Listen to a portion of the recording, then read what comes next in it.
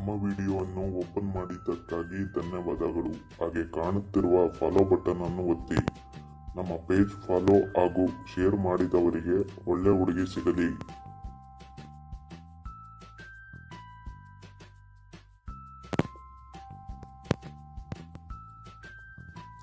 ಭಾರತದ ರಾಷ್ಟ್ರ ಪಕ್ಷಿ ಯಾವುದು?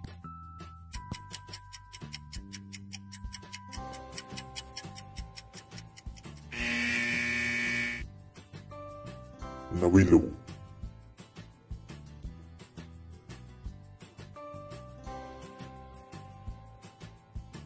ಹುಡುಗರ ರಸ ಪ್ಯಾಂಟಲ್ಲಿ ಸೋರಿದರೆ ಏನು ಮಾಡಬೇಕು?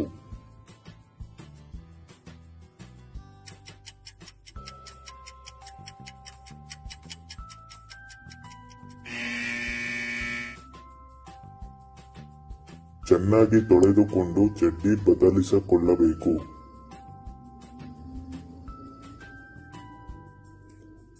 ಎಂಥ ಹುಡುಗರ ತುಣ್ಣೆಯಲ್ಲಿ ತುಂಬಾ ರಸ ಇರುತ್ತದೆ?